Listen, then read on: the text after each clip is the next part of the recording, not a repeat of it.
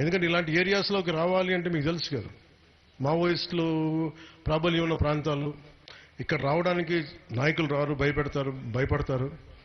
నాకు ఎందుకు భయం లేదంటే నేను ప్రజల కోసం పనిచేసేవాడిని. నేను ఆ బెదిరింపు నిజంగా నాకు అలాంటి ఆలోచన కూడా నాకు ఉండదు. కాకపోతే ఒకసారి నా ఒక్కడిదే కాదు కదా సెక్యూరిటీ, ఒకసారి అధికారులు కూడా వెళ్ళాలి, పోలీస్ కానిస్టేబుల్స్ వెళ్ళాలి, కమాండోస్ వాళ్ళని దృష్టిలో పెట్టుకొని సహజంగా ఏజెన్సీ ప్రాంతంలో మధ్యాహ్నం తర్వాత మీటింగులు ముగించేస్తాం.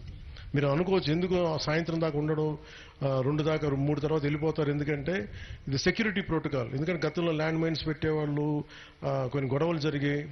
వీటన్నిటి వల్ల ప్రస్తుతం మీకు గిరిజన హక్కులకి భంగం వాటిల్లకుండా మీ హక్కుల్ని పెంపొందించేలాగే, మీ హక్కులు బలంగా ఉండేలాగే నేను మీ కష్టాలను అర్థం చేసుకునే వ్యక్తిని తప్ప మేము కూర్చోబెట్టి అటువైపు ముఖం తిప్పుకునే వ్యక్తిని కాదు. మీ కష్టాలను అర్థం చేసుకున్నాను కాబట్టే ఎయ్యని రోడ్లు కూడా మీకు వేయగలిగాం. ఇంత పగడ్బందీగా డబ్బులు లేవన్నా కానీ ఎందుకు పంతం బట్టి చేయించామంటారు.